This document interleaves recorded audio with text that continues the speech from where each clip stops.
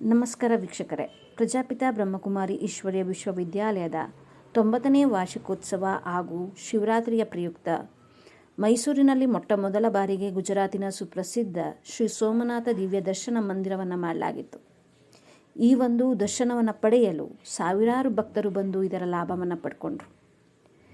ಈ ಸೋಮನಾಥ ದಿವ್ಯ ದರ್ಶನದ ಜೊತೆಗೆ 14 ವಿಭಾಗಗಳನ್ನ ಮಾಡಲಾಗಿತ್ತು. ಇದರಲ್ಲಿ 6ರಿಂದ 10 ವಿಭಾಗಗಳು ಧ್ಯಾನದ ಅನುಭೂತಿಗೆ ಸಂಬಂಧಪಟ್ಟದ್ದಾಗಿತ್ತು. ಈ ಒಂದೊಂದು ವಿಭಾಗದಲ್ಲಿ ಏನೇನಿತ್ತು, ಏತಕ್ಕಾಗಿ ಮಾಡಿದ್ದಾರೆ, ಇದು ನಮ್ಮ ಜೀವನಕ್ಕೆ ಎಷ್ಟು ಪ್ರಯೋಜನಕಾರಿಯಾಗಿದೆ ಎಂಬುದನ್ನು ಸಂಪೂರ್ಣ ವಿವರವಾಗಿ ನೋಡೋಣ ಬನ್ನಿ ವೀಕ್ಷಕರೇ. 6ನೆಯ ವಿಭಾಗ ಹೋಲೋಗ್ರಾಮ್ನ ಮೂಲಕ ಪರಮಾತ್ಮನ ಪರಿಚಯ. ಮೈಸೂರಿನ ಸರಸ್ವತಿಪುರಂ ಶಾಖೆಯ ಇನ್ಚಾರ್ಜ್ ಆಗಿರುವಂತಹ ಮಂಜುಳಕ್ಕನವರಿದ್ದಾರೆ. ಹೋಲೋಗ್ರಾಮ್ನ ಪ್ರತಿ ಅವರ ಅನಿಸಿಕೆಯನ್ನು ಕೇಳೋಣ. ಓಂ ಶಾಂತಿ. ಪ್ರಜಾಪಿತ ಬ್ರಹ್ಮಕುಮಾರಿ ಈಶ್ವರ ವಿಶ್ವವಿದ್ಯಾಲಯ ತನ್ನ 90ನೇ ವಾರ್ಷಿಕೋತ್ಸವದ ಸುಸಂದರ್ಭದಲ್ಲಿ, ಮಹಾಶಿವರಾತ್ರಿಯ ಶುಭ ಸಂದರ್ಭದಲ್ಲಿ ಪರಮಾತ್ಮನ ಅನುಭೂತಿಯನ್ನು ಮಾಡಿಸ್ಬೇಕು ಅಂತ ಹೇಳಿ ಹೋಲೋಗ್ರಾಮ್ ಶಿವಲಿಂಗವನ್ನು ಇಟ್ಟಿದ್ವಿ. ಅಲ್ಲಿ ನಿರಾಕಾರ ಪರಮಾತ್ಮ ಶಿವನ ಮಹಿಮೆ ಜೊತೆಗೆ ಆ ಪರಮಾತ್ಮ ಜ್ಞಾನ ಸಾಗರ ಸೃಷ್ಟಿಕರ್ತ ಆಗಿರೋದ್ರಿಂದ ಅವರೇ ನೇರವಾಗಿ ತನ್ನ ಸತ್ಯ ಗೀತಾ ಜ್ಞಾನವನ್ನು ಏನು ತನ್ನ ಭಕ್ತರಿಗೆ ಮತ್ತು ಯಾರು ತನಗಾಗಿ ಕಾದು ಭಕ್ತಿಯನ್ನು ಮಾಡಿ ಕರೆದರೋ ಅಂತಹ ಜಿಜ್ಞಾಸು ಆತ್ಮಗಳಿಗೆ ಗೀತಾ ಜ್ಞಾನವನ್ನು ತಿಳಿಸಬೇಕು ಅನ್ನೋ ಉದ್ದೇಶದಿಂದ ಯಾವ ಜ್ಞಾನವನ್ನು ಕೊಟ್ಟಿದ್ರೋ ಅದೇ ಜ್ಞಾನದ ಸಾರಾಂಶವನ್ನು ಈ ಹೋಲೋಗ್ರಾಮ್ ಶಿವಲಿಂಗದ ಮೂಲಕ ನಾವು ಕೊಡುವ ಪ್ರಯತ್ನವನ್ನು ಮಾಡಿದ್ದೀವಿ. ಇದರಲ್ಲಿ ಪ್ರತಿಯೊಬ್ಬ ಭಕ್ತಾತ್ಮ ಪರಮಾತ್ಮನ ನೇರವಾದ ನುಡಿಗಳನ್ನು ಆಲಿಸಿ ಸತ್ಯ ಜ್ಞಾನದ ಅನುಭೂತಿಯನ್ನು ಮಾಡಬಹುದು. 7ನೆಯ ವಿಭಾಗ ಆಟದ ಮೂಲಕ ಮೌಲ್ಯಗಳ ಕಲಿಕೆ. ಆಟಗಳ ಮುಖಾಂತರ ಮೌಲ್ಯಗಳನ್ನು ಹೇಗೆ ಕಲಿಯೋದು ಅನ್ನುವುದರ ಬಗ್ಗೆ ಒಂದು ಮಾಹಿತಿಯನ್ನು ಕೊಡುವಂತಹ ಒಂದು ಆಟವನ್ನು ಇಟ್ಟಿದ್ದಾರೆ. ಸೊ ಅದ್ರ ಬಗ್ಗೆ ಯಾವ ಪ್ರಕಾರದ ಆಟಿಕೆಗಳಿವೆ, ಅದರಿಂದ ನಾವು ಯಾವ ರೀತಿ ಮೌಲ್ಯಗಳನ್ನು ಕಲಿಯಬಹುದು ಅನ್ನೋದನ್ನ ಮಂಜುಳಕ್ಕ ಅವರಿಂದ ಕೇಳೋಣ.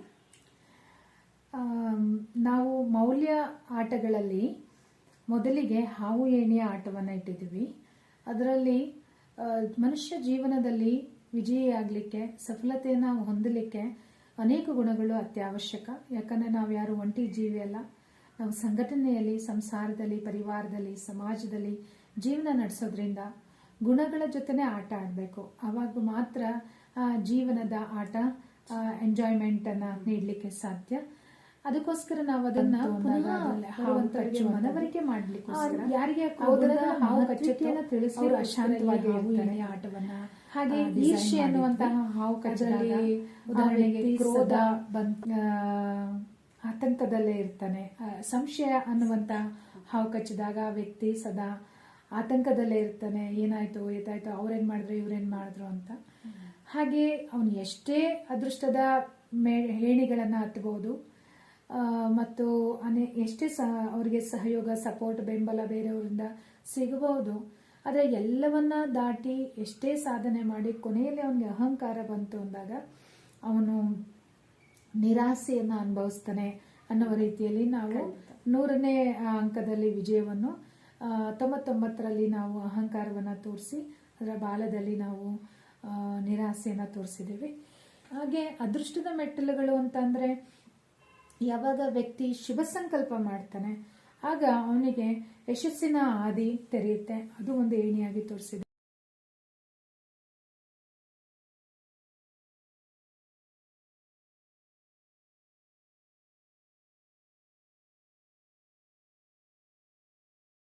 ದಾಳಗಳನ್ನು ಬಿಟ್ಟು ಮುಂದೆ ಹೋಗುವಾಗ ಗುಣವನ್ನು ಸಹ, ಗುಣದ ಅರಿವು ಸಹ ಅವ್ರ ಜೀವನದಲ್ಲಿ ಬರಬೇಕು ಮತ್ತು ಅದರ ಮಹತ್ವಿಕೆ ಏನು ಅಂತ ತಿಳಿಬೇಕು. ಯಾವುದನ್ನ ನಾವು ಉಳಿಸ್ಕೋಬೇಕು, ಯಾವುದನ್ನ ನಾವು ಬಿಟ್ಟು ಬಿಡಬೇಕು ಅನ್ನೋದರ ಅರಿವಿಗಾಗಿ ಈ ಆಟ ತುಂಬ ಜನರಿಗೆ ಮನೋರಂಜನೆಯನ್ನು ನೀಡುತ್ತೆ. ಹಾಗೆ ಅವರಲ್ಲಿ ಆ ಮೌಲ್ಯವನ್ನು ಉಡುಗೊರೆಯಾಗಿ ತಗೊಳ್ಳಿಕ್ಕೂ ಅವ್ರಿಗೊಂದು ಪ್ರೇರಣೆಯನ್ನು ಸಹ ಈ ಆಟ ನೀಡ್ತಿದೆ.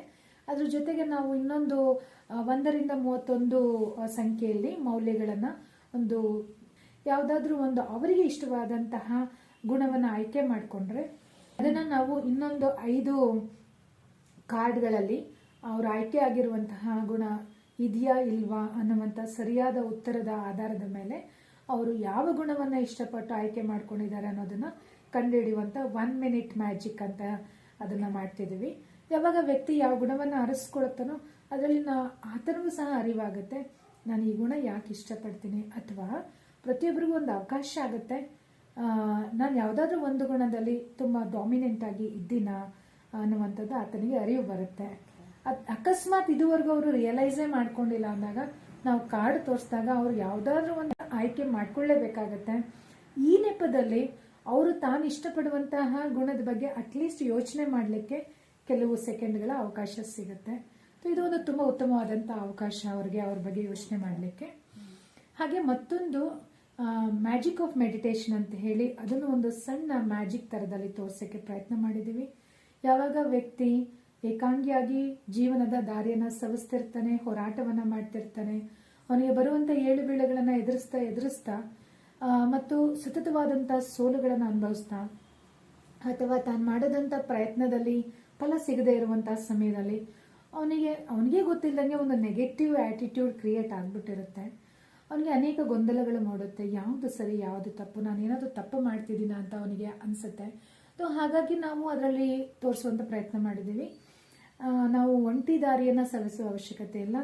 ನಮ್ಮ ಜೊತೆ ಪರಮಾತ್ಮನನ್ನ ಜೊತೆಗಾರನಾಗಿ ಮಾಡಿಕೊಂಡಾಗ ಆ ಸರ್ವಶಕ್ತಿವಂತನ ಶಕ್ತಿ ಎಲ್ಲಿದೆಯೋ ಅಲ್ಲಿ ಎಲ್ಲವೂ ಸುಸ್ಪಷ್ಟವಾದಂಥ ದಾರಿ ತೆರೆದುಕೊಳ್ಳುತ್ತೆ ಮತ್ತು ನಾವು ಮಾಡುವಂಥ ಕಾರ್ಯದಲ್ಲಿ ಸಫಲತೆ ಸಿಕ್ಕಾಗ ಜೀವನ ಸುಗಮ ಆಗುತ್ತೆ. So make God has your companion, so create a magic out of doing meditation ಅನ್ನುವಂಥದ್ದನ್ನು ಈ ಮ್ಯಾಜಿಕಲ್ಲಿ ತೋರಿಸೋ ಪ್ರಯತ್ನ ಮಾಡ್ತಿದ್ದೇವೆ.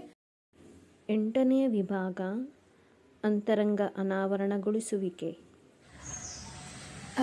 ಈ ಮಹಾಶಿವರಾತ್ರಿಯ ಸಂದರ್ಭದಲ್ಲಿನ ಹೊಲೋಗ್ರಾಮ್ ಶಿವಲಿಂಗ ಯಾವುದರಲ್ಲಿ ನಾವು ಪರಮಾತ್ಮನ ನೇರ ನುಡಿ ಮಹಿಮೆಗಳು ಮತ್ತು ಪರಿಚಯವನ್ನು ತಿಳ್ಕೊಂಡ್ವಿ. ಜೀವನದಲ್ಲಿ ವಿಜಯಿಗಳಾಗಿರ್ಲಿಕ್ಕೆ ಒಂದು ಸಂತುಷ್ಟತೆಯ ಜೀವನ ಮಾಡಲಿಕ್ಕೆ ಬೇಕಾಗುವಂತಹ ಮೌಲ್ಯಾಧಾರಿತ ಆಟಗಳ ಪರಿಚಯವೂ ಆಯಿತು. ಹಾಗೆ ಮತ್ತೊಂದು ಮುಖ್ಯವಾದಂತಹ ಸ್ಟಾಲ್ ಇಲ್ಲಿ ನಾವು ಏರ್ಪಡಿಸಿರುವಂಥದ್ದು ಮನುಷ್ಯನ ನಿತ್ಯ ಜೀವನದಲ್ಲಿ ಸರ್ವೇ ಸಾಮಾನ್ಯವಾಗಿ ಕಾಡುವಂತಹ ಅಥವಾ ಎದುರಿಸಬೇಕಾಗುವಂತಹ 8 ಪ್ರಮುಖ ಸಮಸ್ಯೆಗಳು. ಯಾವಾಗ ವ್ಯಕ್ತಿ ತನ್ನೊಂದಿಗೆ ತಾನು ಮಾತನಾಡಿಕೊಳ್ಳೋದಿಲ್ಲ, ತನಗಾಗಿ ಸಮಯವನ್ನು ಕಳೆಯೋದಿಲ್ಲ, ಹೇಗೆ ಮುಖವನ್ನು ನೋಡ್ಕೊಳ್ಳುವಂತೆಯೇ ತನ್ನ ಒಳ ಮನಸ್ಸನ್ನು ಸಹ ಅವನು ನೋಡ್ಕೊಳ್ಳಿಕ್ಕೆ ಆಸಕ್ತಿಯನ್ನು ವಹಿಸೋದಿಲ್ಲ, ಆಗ ಅವನು ಈ ರೀತಿಯ ಸಮಸ್ಯೆಗಳನ್ನ ಎದುರಿಸಬೇಕಾಗತ್ತೆ. ಉದಾಹರಣೆಗೆ ಅವನಿಗೆ ಒಂದು ಆಂತರಿಕ ಚಡಪಡಿಕೆ, ಇನ್ನರ್ ರೆಸ್ಟ್ಲೆಸ್ ಅಂತ ನಾವೇನು ಕರಿತೀವೋ ಅದು ಶುರು ಆಗಬಹುದು, ಅಥವಾ ಅವನಲ್ಲಿ ಒಂದು ಆತ್ಮವಿಶ್ವಾಸದ ಕೊರತೆ ಅಥವಾ ಸ್ವಯಂನ ಪ್ರತಿ ಕಡಿಮೆ ಬೆಲೆಯನ್ನು ಅವನು ತೊಳ್ಕೊಳ್ಬಹುದು. ಹಾಗೆಯೇ ಅವನಿಗೂ ಅಸುರಕ್ಷಿತವಾದಂತಹ ಅನುಭವವನ್ನು ಅವನು ಮಾಡಬಹುದು, ಅಥವಾ ಸಂಬಂಧಗಳಲ್ಲಿ ಸಂಘರ್ಷಗಳನ್ನ ಕಾಣಬಹುದು. ಭಯ ಮತ್ತು ಆತಂಕ ಅದನ್ನೇ ಹೇಗೆ ಹೋಗ್ಲಾಡಿಸ್ಕೊಳ್ಳೋದು ಅದನ್ನು ಸಹ ಅವನಿಗೆ ಒಂದು ದೊಡ್ಡ ಸಮಸ್ಯೆಯಾಗಿ ನಿಲ್ಲುತ್ತೆ. ಹಾಗೆ ಸಂತೋಷ ಪದೇ ಪದೇ ಕಣ್ಮರೆ ಆಗ್ತಿರುತ್ತೆ. ಮತ್ತೊಂದು ಸರಿಯಾದ ಕೆಲಸವನ್ನ ಸರಿಯಾದ ಸಮಯದಲ್ಲಿ ಮಾಡೋದ್ರ ಬದಲು ಅದನ್ನ ಪೋಸ್ಟ್ಪೋನ್ ಮಾಡ್ತಿರ್ತೀವಿ, ಅದನ್ನ ನಾವು ಪ್ರೊಕ್ರಾಸ್ಟಿನೇಷನ್ ಅಂತ ಹೇಳ್ತೀವಿ.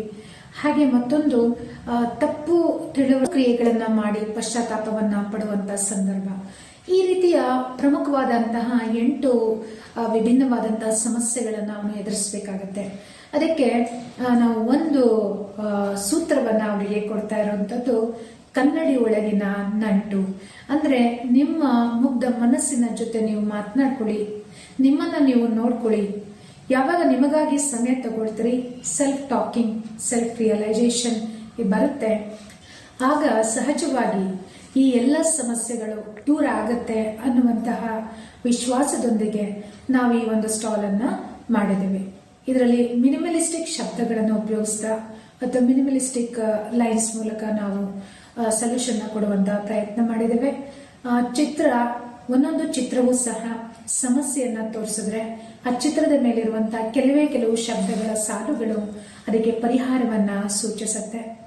ಉದಾಹರಣೆಗೆ, ಯಾವ ವ್ಯಕ್ತಿಯಲ್ಲಿ ಆಂತರಿಕವಾಗಿ ತನ್ನನ್ನು ತಾನು ಕಡಿಮೆ ಅಂತ ತಿಳ್ಕೊಂಡಿರ್ತಾನೆ, ಭಾವಿಸ್ಕೊಂಡಿರ್ತಾನೆ, ಲೋ ಸೆಲ್ಫ್ ಎಸ್ಟೀಮ್ ಇರ್ತಾನೆ, ಆತನಿಗೆ ನಾವು ಹೇಳುವಂತಹ ಒಂದು ಸರಳ ಸೂತ್ರ ಅಥವಾ ಪರಿಹಾರ, I am enough, I am unique, ನಾನು ತುಂಬಾ ವಿಶಿಷ್ಟವಾದವನು, ನಾನು ಏನಿದನೋ ಐ ಆಮ್ ಫುಲ್, ಸಾಕು, ನಾನು ಇರುವಂಥದ್ದು, ನನ್ನಲ್ಲಿರುವಂಥದ್ದೇ ಬೇಕಾದಷ್ಟು, ಅದರಿಂದಲೇ ನಾನು ಎಲ್ಲವನ್ನ ಸಾಧಿಸಬಲ್ಲೆ ಅನ್ನುವಂತಹ ಆತ್ಮವಿಶ್ವಾಸವನ್ನ ಮೂಡಿಸುವ, ಅದರ ಮೂಲಕ ಕಾರ್ಯಗಳನ್ನ ಸಫಲವಾಗಿ ಸಾಧಿಸಿಕೊಳ್ಳಿಕ್ಕೆ ಆತನಿಗೆ ನಾವು ಸೊಲ್ಯೂಷನ್ ಕೊಡ್ತಿದ್ದೀವಿ.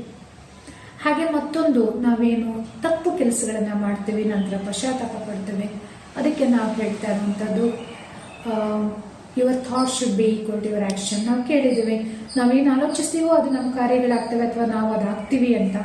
ನಮ್ಮ ಬುದ್ಧ ಇರ್ಬೋದು ಅಥವಾ ನಮ್ಮ ಸ್ವಾಮಿ ವಿವೇಕಾನಂದರವರ ಮಾತುಗಳಿರ್ಬೋದು, ಅದ್ರಲ್ಲಿ ನಾವು ಕೇಳ್ತೀವಿ. ಆದರೆ ಯಾವಾಗ ವ್ಯಕ್ತಿಗೆ ತಿಳುವಳಿಕೆ ಇದೆ, ನಮ್ಮ ಆಲೋಚನೆಗಳೇ ನಮ್ಮನ್ನ ರೂಪಿಸ್ತವೆ ಅನ್ನೋದಾದ್ರೆ ಅದ್ರ ಮೇಲೆ ನಾವು ಹೆಚ್ಚಿನ ಗಮನವನ್ನ ಹರಿಸಬೇಕಾಗತ್ತೆ. ಹಾಗಾಗಿ ನಾವು ಒಳಗೆ ಏನು ಊರಣ ಇರುತ್ತೋ ಅದೇ ಹೊರಗೆ ಹೊಂಗಿರಣವಾಗಿ ಕಾಣುತ್ತೆ ಅನ್ನುವಂತಹ ಸೊಲ್ಯೂಷನ್ ಕೊಡ್ಲಿಕ್ಕೆ ಬಂದಿದ್ದೀವಿ. ಹಾಗೆ ಇನ್ನು ಈ ತರ 6 ಭಿನ್ನ ಭಿನ್ನ ಸಮಸ್ಯೆಗಳಿಗೆ, ನಿತ್ಯ ಜೀವನದ ಸಂಘರ್ಷಗಳಿಗೆ ನಾವು ಪರಿಹಾರವನ್ನ ಕೇವಲ 3-3.5 ಮ್ಯಾಕ್ಸಿಮಮ್ 4 ನಿಮಿಷಗಳಲ್ಲಿ ನಾವು ವಿಡಿಯೋ ಮೂಲಕ ಪರಿಹಾರವನ್ನ ತಿಳಿಸುವಂತ ಪ್ರಯತ್ನವನ್ನ ಮಾಡಿದ್ದೇವೆ. ಧನ್ಯವಾದಗಳು. 9ನೇ ವಿಭಾಗ ಮೈಂಡ್ ಸ್ಪಾ. 9ನೇ ವಿಭಾಗವಾಗಿರುವಂತಹ ಮೈಂಡ್ ಸ್ಪಾ. ಮೈಂಡ್ ಸ್ಪಾ ಅಂದ್ರೇನು, ಅದ್ರ ಬಗ್ಗೆ ವಿವರವಾಗಿ ಕೇಳೋಣ ಅಕ್ಕವರಿಂದ. ಹೇಗೆ ವ್ಯಕ್ತಿ ಇಡೀ ದಿನ ದುಡಿತಿರ್ತಾನೆ, ಅವನ ಜವಾಬ್ದಾರಿ ನಿರ್ವಹಿಸ್ತಾನೆ, ಜಂಜಾಟಗಳಲ್ಲಿ ಅವನು ಹೋರಾಟ ಮಾಡಿ ಹೊರಬರ್ತಾನೆ, ಆಗ ಶರೀರ ತಾನೇ ದಣಿವಾಗುತ್ತೆ. ಆ ದಣಿದ ಶರೀರಕ್ಕೆ ನಾವು ನಿದ್ರೆಯನ್ನು ಕೊಡ್ತೀವಿ, ಅದು ವಿಶ್ರಾಂತಿಯನ್ನು ಪಡೆಯುತ್ತೆ, ವ್ಯಾಯಾಮ ಮಾಡಿಸ್ತೀವಿ, ಒಳ್ಳೆ ಡಯಟ್ ಕೊಡ್ತೀವಿ, ಶಕ್ತಿಶಾಲಿ ಇರುತ್ತೆ. ಆದರೆ ಯಾವಾಗ ವ್ಯಕ್ತಿ ಅಷ್ಟು ಬ್ಯುಸಿಯಾಗಿರ್ತಾನೆ ಅಂದಾಗ ಅವನ ಮನಸ್ಸು ಸಹ ಈಕ್ವಲಿ ಬ್ಯುಸಿ ಇರುತ್ತೆ, ವರ್ಕ್ ಮಾಡುತ್ತೆ, ಟಯರ್ಡ್ ಆಗುತ್ತೆ. ಆ ರೀತಿ ಸುಸ್ತಾದಂಥ ದಣಿದ ಮನಸ್ಸಿಗೆ ವಿಶ್ರಾಂತಿಯನ್ನು ಕೊಡಲಿಕ್ಕೆ, ಶಕ್ತಿಯನ್ನು ಕೊಡಲಿಕ್ಕೆ, ಹೊಸ ಹುಮ್ಮಸ್ಸು ಪ್ರೇರಣೆಯನ್ನು ನೀಡಲಿಕ್ಕೆ ನಾವು ಒಂದು ಕಾನ್ಸೆಪ್ಟ್ ಮಾಡಿದ್ವಿ, ಮೈಂಡ್ ಸ್ಪಾ. ಹೇಗೆ ಬಾಡಿ ಸ್ಪಾ ಇರುತ್ತೆ ಹಾಗೆಯೇ ಇಲ್ಲೂ ಸಹ ಮೈಂಡ್ ಸ್ಪಾ. ಮನಸ್ಸಿಗೆ ಶಾಂತಿ ಬೇಕಾಗುತ್ತೆ, ಖುಷಿ ಬೇಕಾಗುತ್ತೆ, ಆನಂದ ಬೇಕಾಗುತ್ತೆ, ಒಳ್ಳೆಯ ಪ್ರೇರಣೆ ಬೇಕಾಗುತ್ತೆ, ಉತ್ಸಾಹ ಹುಮ್ಮಸ್ಸು ಬೇಕಾಗುತ್ತೆ. ಹಾಗೆ ಮನಸ್ಸಿಗೆ ಒಂದು ಪರಮಾತ್ಮನ ಪ್ರೀತಿಯ ಅನುಭೂತಿ ಬೇಕಾಗುತ್ತೆ. ತನ್ನ ಏಕಾಂಗಿ ಅಲ್ಲ ಅನ್ನುವ ಮತ್ತು ನಾನು ತುಂಬ ಸೆಕ್ಯೂರ್ ಆಗಿದ್ದೀನಿ ಅನ್ನುವಂಥ ಒಂದು ಸೆಕ್ಯೂರ್ ಫೀಲಿಂಗ್ ಸಹ ವ್ಯಕ್ತಿಗೆ ಬೇಕಾಗುತ್ತೆ. ಇದೆಲ್ಲವನ್ನು ಅನುಭೂತಿ ಮಾಡಲಿಕ್ಕೆ ಯಾರು ತುಂಬ ಬ್ಯುಸಿ ಇರ್ತಾರೆ ಅವರಿಗಾಗಿ ನಾವು ಕೆಲವು ನಿಮಿಷಗಳ ಒಂದು ಧ್ಯಾನದ ಅನುಭೂತಿಯನ್ನು ಈ ಮೈಂಡ್ ಸ್ಪಾ ಮೂಲಕ ಕೊಡುವ ಪ್ರಯತ್ನ ಮಾಡಿದ್ವಿ. ಬಟ್ ಅವ್ರು ಮನೆಯಿಂದ ಬರ್ತಾರೆ ಅಥವಾ ಆಫೀಸಿಂದ ಬರ್ತಾರೆ, ವರ್ಕ್ ಪ್ಲೇಸಿಂದ ಬರ್ತಾರೆ, ಮಕ್ಕಳು ಸ್ಕೂಲ್ ಕಾಲೇಜಿಂದ ಬರ್ತಾರೆ ಅಂದಾಗ ಸಡನ್ನಾಗಿ ಬಂದು ಕೂತ್ಕೊಂಡು ಅವ್ರಿಗೆ ಧ್ಯಾನದಲ್ಲಿ ಮಗ್ನರಾಗಿ ಅಂದರೆ ಅದು ಸಾಧ್ಯ ಆಗಲ್ಲ. ಹಾಗಾಗಿ ನಾವು ಕೆಲವು ನಿಮಿಷಗಳ ಕಾಲ ರಿಲ್ಯಾಕ್ಸೇಷನ್ ಟೆಕ್ನಿಕ್, ಆ ನಂತರದಲ್ಲಿ ಅವರಿಗೆ ಶ್ರೇಷ್ಠ ಆಲೋಚನೆಗಳ ಮೂಲಕ ಮನಸ್ಸು ರಿಲ್ಯಾಕ್ಸ್ ಆಗುವಂತಹ ಒಂದು ವಿಧಾನ, ಯಾವುದನ್ನು ಬ್ರಹ್ಮಕುಮಾರಿ ವಿಶ್ವವಿದ್ಯಾಲಯದಲ್ಲಿ ನಾವು ರಾಜಯೋಗದ ಮೂಲಕ ಕಲಿತಿದ್ದೀವಿ ಅಥವಾ ಅಭ್ಯಾಸ ಮಾಡ್ತಿದ್ದೀವಿ, ಅದನ್ನು ಕಲಿಸುವಂಥ ಪ್ರಯತ್ನ. ಸರ್ವೇ ಸಾಮಾನ್ಯವಾಗಿ ಮ್ಯೂಸಿಕ್ ಹಾಕ್ಕೊಂಡು ಮಂತ್ರಗಳ ಮೂಲಕ ಯಾವುದಾದ್ರೂ ಒಂದು ವಿಚಾರದ ಮೂಲಕ ನಾವು ಧ್ಯಾನವನ್ನು ಮಾಡ್ತೀವಿ. ಈ ಒಂದು ನಮ್ಮ ಸ್ಟಾಲ್ನಲ್ಲಿ ಒಂದು ಸಕಾರಾತ್ಮಕ ವಿಚಾರಗಳು ಮತ್ತು ಶ್ರೇಷ್ಠವಾದ ವಿಚಾರಗಳು, ಅದರಲ್ಲೂ ಮುಖ್ಯವಾಗಿ ಪರಮಾತ್ಮ ನನ್ನ ಜೊತೆ ಇದ್ದಾನೆ, ಅವನ ಪ್ರೀತಿಯ ಮಳೆ ನನ್ನ ಮೇಲೆ ನಿರಂತರವಾಗಿ ಸುರಿತಿದೆ, ನಿತ್ಯ ಜೀವನದ ಎಲ್ಲ ಕಾರ್ಯಗಳಲ್ಲಿ ಅವನು ನನ್ನ ಜೊತೆ ಇದ್ದಾನೆ ಅನ್ನುವಂಥ ಅನುಭೂತಿ, ಪರಮಾತ್ಮನ ಸರ್ವ ಸಂಬಂಧದ ಪ್ರೀತಿಯ ಅನುಭೂತಿಯನ್ನು ಮಾಡಿಸುವಂಥ ಒಂದು ವಿಶೇಷ ಧ್ಯಾನವನ್ನು ನಾವು ಹಮ್ಮಿಕೊಂಡಿದ್ವಿ. 10ನೇ ವಿಭಾಗ ಹರಿಸುವ ಭೂಮಿಯ. ಹರಿಸುವ ಭೂಮಿಯ ಮಂಜುಳಕ್ಕ ಅವ್ರು ಏನು ಹೇಳ್ತಾರೆ? ಮನುಷ್ಯನಿಗೆ ದಾನ ಮಾಡುವಂಥದ್ದು ವಿಶೇಷವಾಗಿ ಭಾರತೀಯರಲ್ಲಿ ಅವರಿಗೆ ರಕ್ತಗತ ಆಗಿದೆ. ಹಾಗಾಗಿ ನಾವು ಇವಾಗಿನ ಕಾಲದಲ್ಲಿ ಸರ್ವೇ ಸಾಮಾನ್ಯ, ಸ್ವತಂತ್ರ ಪೂರ್ವದಲ್ಲಿ ಮತ್ತು ಒಂದು ಸ್ವತಂತ್ರ ಸಿಕ್ಕ ತಕ್ಷಣದಲ್ಲಿ ನಮ್ಮಲ್ಲಿ ಬಡತನ ಇತ್ತು, ಇಲ್ಲ ಅಂತಿಲ್ಲ. ಬಟ್ ತೀರಾ ಇತ್ತೀಚಿನ ಸಮಯದಲ್ಲಿ ನಾವು ಗಮನಿಸಿದಂಗೆ ಮೆಜಾರಿಟಿ ಎಲ್ಲರಲ್ಲೂ ಊಟಕ್ಕೆ, ಬಟ್ಟೆಗೆ, ಅನ್ನಕ್ಕೆ, ಔಷಧಿಗೆ ಅಥವಾ ಆಪತ್ಕಾಲಕ್ಕೆ ಇದ್ದೇ ಇದೆ. ಅಷ್ಟಾಗಿದ್ಯೂ ಸಹ ಒಂದು ನೆಮ್ಮದಿ, ಒಂದು ಶಾಂತಿಯ, ಒಂದು ಸಹಬಾಳ್ವೆಯ ಅನುಭೂತಿಯನ್ನು ಮಾಡೋದ್ರಲ್ಲಿ ಕೊರತೆಯನ್ನು ಕಾಣ್ಬೋದು. ಹಾಗಾಗಿ ನಾವು ವಿಶೇಷವಾಗಿ ವ್ಯಕ್ತಿನಲ್ಲಿ ಹಣ ಇದ್ದರೆ, ಅನ್ನ ಇದ್ದರೆ, ಬಟ್ಟೆ ಇದ್ದರೆ ದಾನ ಮಾಡೋದು ಅವ್ನಿಗೆ ಎಷ್ಟು ಸುಲಭನೋ, ಒಂದು ವೇಳೆ ಯಾರು ನಾನು ಸುಖವಾಗಿದ್ದೀನಿ, ನೆಮ್ಮದಿಯಿಂದ ಇದ್ದೀನಿ, ಶಾಂತಿಯಿಂದ ಇದ್ದೀನಿ ಅಂತ ಅನಿಸುತ್ತೆ, ಆ ವ್ಯಕ್ತಿ ಸಹಜವಾಗಿ ಅದೇ ಸುಖ ಶಾಂತಿ ನೆಮ್ಮದಿಯ ಪ್ರಕಂಪನಗಳನ್ನು ನಾವು ದಾನವನ್ನು ಮಾಡಿ ಅನ್ನುವಂತಹ ಒಂದು ಹೊಸ ಪ್ರಯೋಗವನ್ನು ಮಾಡುವ ಪ್ರಯತ್ನ ಮಾಡಿದ್ದೀವಿ. ಯಾಕಂದರೆ ಸ್ಥೂಲ ವಸ್ತು ಕೊಟ್ಟಷ್ಟು ಕಡಿಮೆ ಆಗುತ್ತೆ ಒಂದು. ಎರಡನೇದು ಕೊಡೋದು ಈಸಿ. ಎರಡನೇದು ಮನಸ್ಸಿನ ಅಂತರಾಳದಿಂದ ಅನ್ಯರ ದುಃಖಕ್ಕೆ ಮಿಡಿಯೋದು, ಅವರಿಗಾಗಿ ಸುಖ ಶಾಂತಿಯನ್ನು ನೆಮ್ಮದಿಯನ್ನು ಹಾರೈಸೋದು ಪರಮಾತ್ಮನ ನೆನಪಿನಲ್ಲಿ ಅಥವಾ ಹೃತ್ಪೂರ್ವಕವಾಗಿ. ಅದಕ್ಕೆ ಬಹಳ ವಿಶಾಲವಾದಂಥ ಮನೋಭಾವನೆ ಬೇಕು. ತುಂಬ ವಿಭಿನ್ನವಾದಂಥ ದಾನ ಇದು. ಯಾಕಂದರೆ ಇದು ಸೂಕ್ಷ್ಮವಾದದ್ದು ಮತ್ತು ಆಧ್ಯಾತ್ಮಿಕವಾದ ಕಾರಣ. It's energy. ಸೊ ಸ್ಥೂಲ ವಸ್ತು ಆದ ಕಡಿಮೆ ಆಗುತ್ತೆ. ಇದು ಎನರ್ಜಿ ಆಗಿರೋದ್ರಿಂದ ನೀವೆಷ್ಟು ಜನರೇಟ್ ಮಾಡ್ತಾ ಹೋಗ್ತೀರೋ, ಇನ್ ದ ಸೆನ್ಸ್ ನೀವೆಷ್ಟು ಕೊಡ್ತಾ ಹೋಗ್ತೀರೋ ಅಷ್ಟು ಅದು ನಿಮ್ಮಲ್ಲಿ ಹೆಚ್ಚು ವೃದ್ಧಿ ಆಗ್ತಾ ಹೋಗುತ್ತೆ. ಸೊ ಆ ಕಾರಣಕ್ಕೆ ಹರಸುವ ಭೂಮಿಯ, ಯಾಕಂದರೆ ಯಾರೋ ಒಬ್ಬರಿಬ್ಬರು ನಮ್ಮ ಜಾತಿಯವರು, ನಮ್ಮ ಧರ್ಮದವರು, ನಮ್ಮ ದೇಶದವರು ಖುಷಿಯಿಂದ ನೆಮ್ಮದಿಯಿಂದ ಇರಲಿ ಅನ್ನುವಂಥ ಮಾತಲ್ಲ. ಜಗತ್ತಿನ ಯಾವುದೇ ಮೂಲೆಯಲ್ಲಿರುವಂತಹ ದುಃಖಿತರಾಗಿರುವಂಥವ್ರು, ಅಶಾಂತರಾಗಿರೋರು, ನೆಮ್ಮದಿಯನ್ನು ಕಳ್ಕೊಂಡವ್ರಿಗೆ ತಾವು ವೈಬ್ರೇಷನ್ಸ್ ಮೂಲಕ, ತಮ್ಮ ಶುಭ ಭಾವನೆ ಮೂಲಕ, ಶುಭ ಕಾಮನೆಯ ಮೂಲಕ, good wishes and good feelings ಅಂತ ನಾವೇನು ಹೇಳ್ತೀವಿ, and these things do travel in the form of vibrations. ಅದಕ್ಕೆ ಯಾವುದೇ ಒಂದು ಯಾರು ಸ್ಟಾಪ್ ಮಾಡೋಕ್ಕೆ ಸಾಧ್ಯನೇ ಇಲ್ಲ. So it can cross any walls. So ನೀವು ಅದನ್ನು ಅಂಥ ಒಂದು ವಿಶೇಷವಾದ ದಾನವನ್ನು ಮಾಡಿ ಹಾರೈಸಿ ಈ ಒಂದು ಶಕ್ತಿಯನ್ನು ಮತ್ತು ಪ್ರಕಾಶವನ್ನು ಜಗತ್ತಿನ ಜನರಿಗೆ ನೀಡಿ, ಅದಕ್ಕೆ ಇದನ್ನೆರಡನ್ನು ಕಂಬೈನ್ ಮಾಡಿ ನಾವು ಪ್ರಕಾಶ ಮತ್ತು ಶಕ್ತಿಯನ್ನು ಸಕಾಶ ಅನ್ನುವಂಥ ಶಬ್ದ ಉಪಯೋಗಿಸಿ ಹರಸುವ ಭೂಮಿಯ ಕಾನ್ಸೆಪ್ಟನ್ನು ಮಾಡಿದೆ.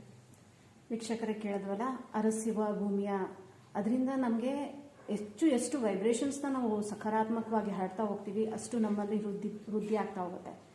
ಈ ಒಂದು ವಿಭಾಗದಲ್ಲಿ ಇಟ್ಟಿರೋದು ತುಂಬ ಚೆನ್ನಾಗಿದೆ ಅನಿಸ್ತು. ಧನ್ಯವಾದ.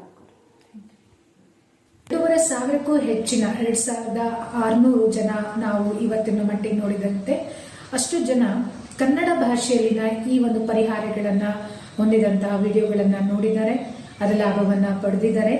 ಹಾಗೆ ಇದು ಒಟ್ಟು 4 ಭಾಷೆಗಳಲ್ಲಿ ನಾವು ಮಾಡಿದ್ದೇವೆ, ಕನ್ನಡ, ಇಂಗ್ಲಿಷ್, ಹಿಂದಿ ಮತ್ತು ಮಲಯಾಳಂನಲ್ಲಿ.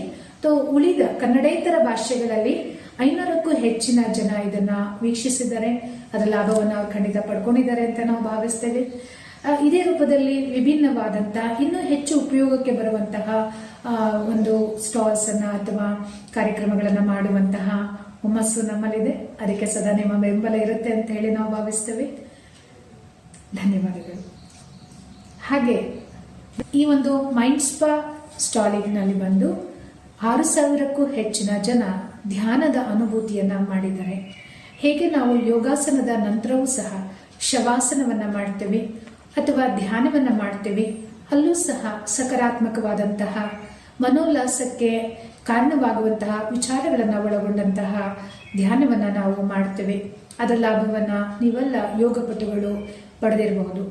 ಆದರೆ ಪ್ರಜಾಪಿತ ಬ್ರಹ್ಮಕುಮಾರಿ ಈಶ್ವರೀಯ ವಿಶ್ವವಿದ್ಯಾಲಯದಲ್ಲಿ ಕಲಿಸಿಕೊಡಲಾಗುವಂತಹ ರಾಜಯೋಗದ ತುಣುಕನ್ನ ನಾವೇನು ಈ ಒಂದು ಮೈಂಡ್ ಸ್ಪಾ ಅನ್ನುವಂತಹ ಹೆಸರಿನ ಸ್ಟಾಲ್ನಲ್ಲಿ ಆಯೋಜಿಸಿದ್ವಿ. ಇದರಲ್ಲಿ ಮುಖ್ಯವಾಗಿ ರಿಲ್ಯಾಕ್ಸೇಷನ್ ಟೆಕ್ನಿಕ್ ನಾವು ಬಲೆ ಯೂಸ್ ಮಾಡಿದ್ದೇವೆ. ಅದ್ರ ಜೊತೆಗೆ ಮನಸ್ಸು ವಿಶ್ರಾಂತಿಯನ್ನು ಬಯಸಬೇಕು, ಮನಸ್ಸು ವಿಶ್ರಾಂತಿಯನ್ನ ಹೊಂದಬೇಕು, ಸ್ಥಿರತೆಯನ್ನ ಕಾಪಾಡಿಕೊಳ್ಳಬೇಕು ಅಂದಾಗ ಅದಕ್ಕೆ ಬೇಕಾಗುವಂಥದ್ದು ಶ್ರೇಷ್ಠ ವಿಚಾರಗಳು, ಸುಂದರವಾದಂತಹ ಸ್ವಯಂನಲ್ಲಿ ಸಾಮರ್ಥ್ಯತೆಯನ್ನು ಹೆಚ್ಚಿಸುವಂತಹ ವಿಚಾರಗಳು ಅಥವಾ ಪರಮಾತ್ಮನ ಪ್ರೀತಿಯ ಅನುಭವವನ್ನು, ಶಕ್ತಿಯ ಅನುಭವವನ್ನು ಮಾಡಿಸುವಂತಹ ಅಲೌಕಿಕ ವಿಚಾರಗಳು.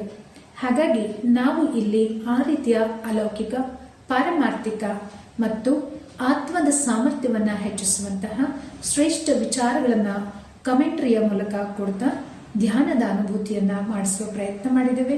ಇದರಲ್ಲಿ ಸುಮಾರು 6,000ಕ್ಕೂ ಹೆಚ್ಚಿನ ಜನ ಇದರ ಅನುಭವ ಮಾಡಿ ಹೋಗಿದ್ದಾರೆ.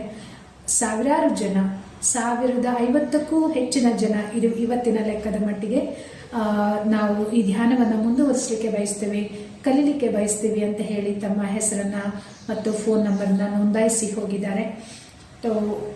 ಹೀಗೆ ಇದನ್ನ ಯಾರು ಇದರಲ್ಲಿ ನೋಂದಾಯಿಸಿಕೊಂಡಿಲ್ಲ ಅವರು ಸಹ ಇಲ್ಲೇನು ಅನುಭವ ಮಾಡಿ ಹೋಗಿದ್ದೀರಿ ಅದನ್ನೇ ನೀವು ಮನೆಯಲ್ಲಿ ಬೆಳಗ್ಗೆ ಎದ್ದ ತಕ್ಷಣ ಅಥವಾ ಪೂಜೆಯ ನಂತರದಲ್ಲಿ ಒಮ್ಮೆ, ಸಂಜೆಯ ಪೂಜೆಯ ಸಮಯದಲ್ಲಿ ಅಥವಾ ಈ 3 ಸಮಯದಲ್ಲಿ ಆಗಲಿಲ್ಲ ಅಂದ್ರೂ ರಾತ್ರಿ ಮಲಗುವ ಸಮಯದಲ್ಲಿ ಕಂಪಲ್ಸರಿ ಮಾಡಿ ನೋಡಿ. ನಿಮ್ಮ ಜೀವನದಲ್ಲಿ ಚಮತ್ಕಾರವನ್ನು ನೀವು ಕಾಣಬಹುದು. ಧನ್ಯವಾದಗಳು. ವೀಕ್ಷಕರೇ, ಇಲ್ಲಿವರೆಗೆ ಧ್ಯಾನದ ಅನುಭೂತಿಗೆ ಸಂಬಂಧಪಟ್ಟ ವಿವಿಧ ವಿಭಾಗಗಳ ಬಗ್ಗೆ ನಾವು ತಿಳ್ಕೊಂಡ್ವಿ. ಪ್ರಜಾಪಿತ ಬ್ರಹ್ಮಕುಮಾರಿ ಈಶ್ವರೀಯ ವಿಶ್ವವಿದ್ಯಾಲಯದಲ್ಲಿ ಧ್ಯಾನದ ಅನುಭೂತಿಯನ್ನು ಪ್ರತಿನಿತ್ಯ ಅಭ್ಯಾಸ ಮಾಡಲಾಗತ್ತೆ. ಇದರ ಲಾಭವನ್ನು ನಾನು ಪಡ್ಕೊಳ್ಬೇಕು ಅನ್ನೋದಾದರೆ ಖಂಡಿತ ಸಾಧ್ಯವಿದೆ ವೀಕ್ಷಕರೇ. ಕೇವಲ 5 ದಿನ ಅರ್ಧ ಗಂಟೆಯಂತೆ ಸಮಯ ಮಾಡ್ಕೊಂಡ್ಬಂದರೆ ಈ ಒಂದು ಧ್ಯಾನದ ಅನುಭೂತಿಯನ್ನು ಸೇವಾ ಕೇಂದ್ರದ ಅಕ್ಕಂದಿರು ಹೇಗೆ ಅಭ್ಯಾಸ ಮಾಡೋದು ಅನ್ನೋದನ್ನು ಕಲಿಸ್ಕೊಡ್ತಾರೆ ವೀಕ್ಷಕರೇ. ಇದರಲ್ಲಿ ಯಾವುದೇ ಶುಲ್ಕವಿರುವುದಿಲ್ಲ, ಪ್ರವೇಶ ಉಚಿತವಾಗಿರುತ್ತದೆ. ಕೊನೆಯಲ್ಲಿ ಸೇವಾ ಕೇಂದ್ರದ ವಿಳಾಸವನ್ನು ತೋರಿಸಲಾಗಿದೆ. ನಿಮಗೆ ಎಲ್ಲಿ ಹತ್ರ ಅನಿಸುತ್ತೆ ಅಲ್ಲಿ ಹೋಗಿ ಈ ಒಂದು ಅಭ್ಯಾಸವನ್ನು ಮಾಡ್ಬೋದು ವೀಕ್ಷಕರೇ. ಧನ್ಯವಾದಗಳು.